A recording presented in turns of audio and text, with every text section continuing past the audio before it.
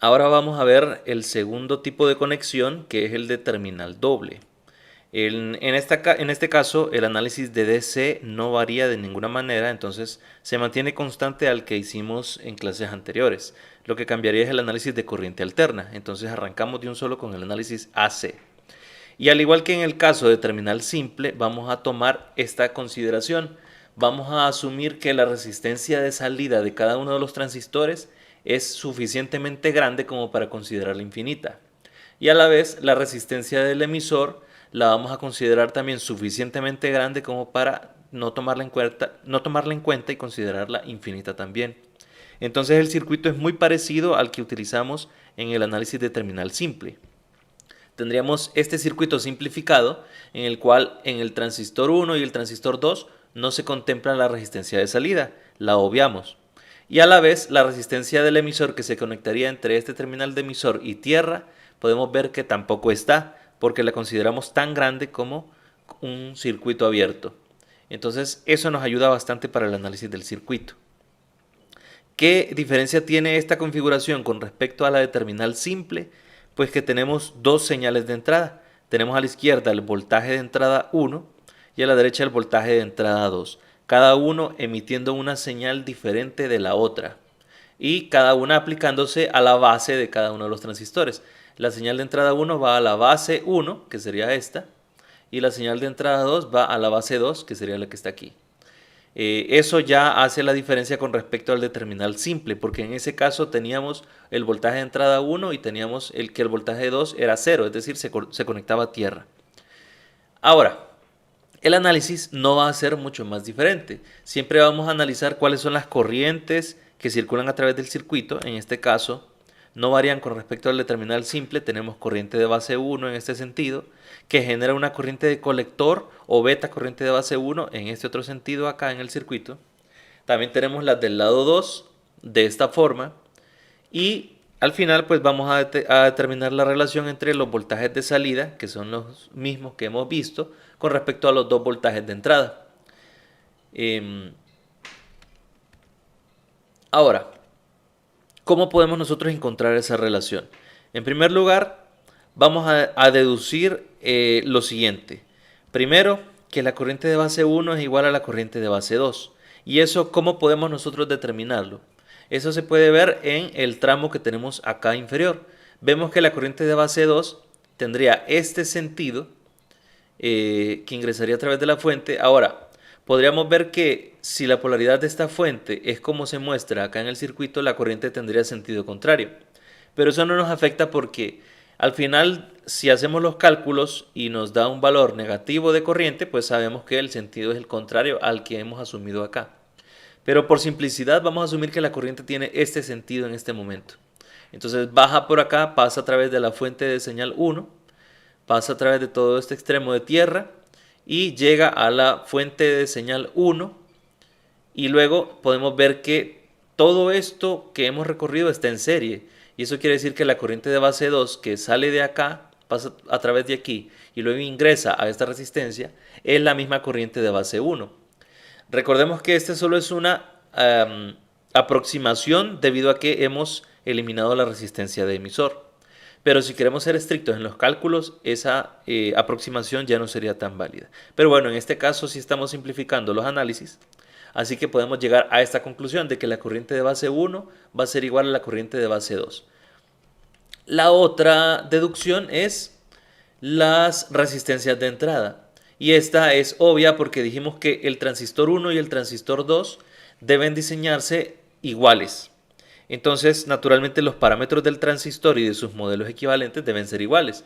Beta 1 RE1 debería ser igual a beta 2 RE2. Es decir, tiene que ser simétrico nuestro circuito de aquí a la izquierda y de aquí a la derecha. Entonces, eso nos simplifica mucho los cálculos y ya podemos aplicar la ley de voltajes de Kirchhoff.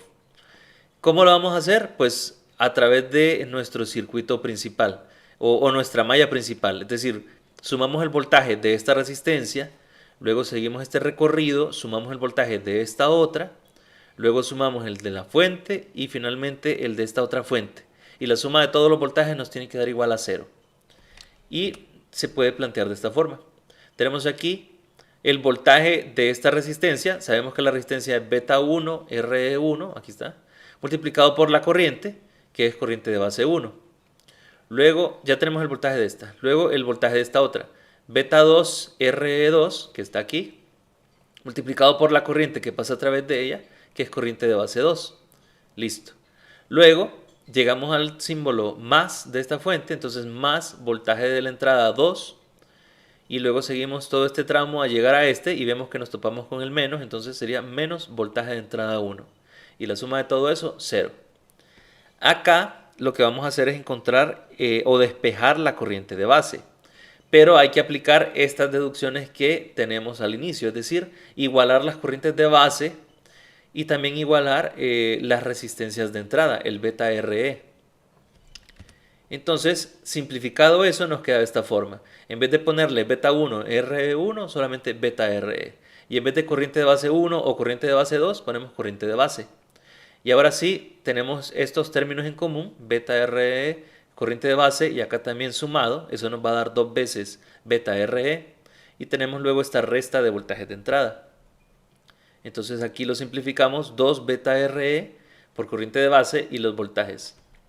Y luego, como dije, vamos a despejar para la corriente de base, entonces nos queda de esta forma.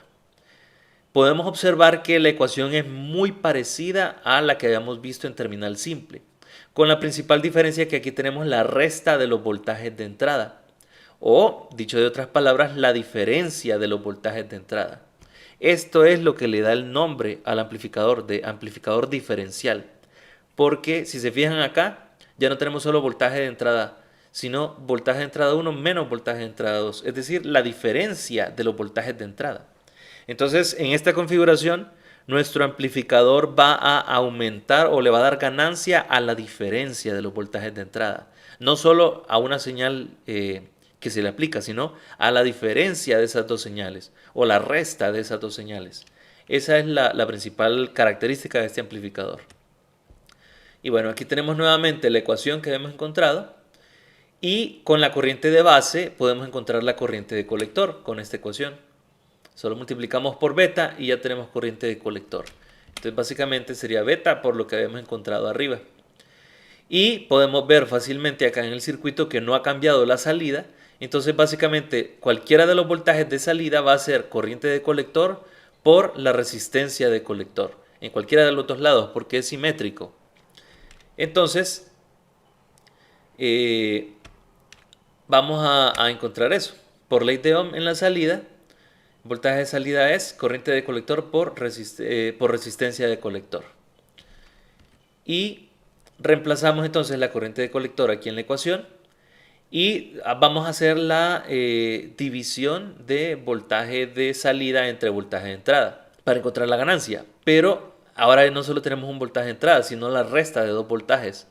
Entonces vamos a definir un voltaje diferencial que lo identificamos con B sub D, y el voltaje diferencial va a ser la resta de los voltajes de entrada.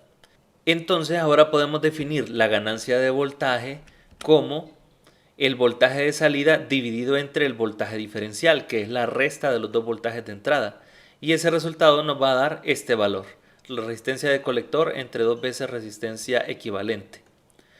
Así es como analizamos nosotros entonces el caso en el cual hay dos señales de entrada aplicadas a nuestro amplificador diferencial. Nos queda faltando un último caso, que es el de modo común, es decir, cuando a cada una de las entradas se le aplica la misma señal. Entonces eso lo veremos en una próxima clase.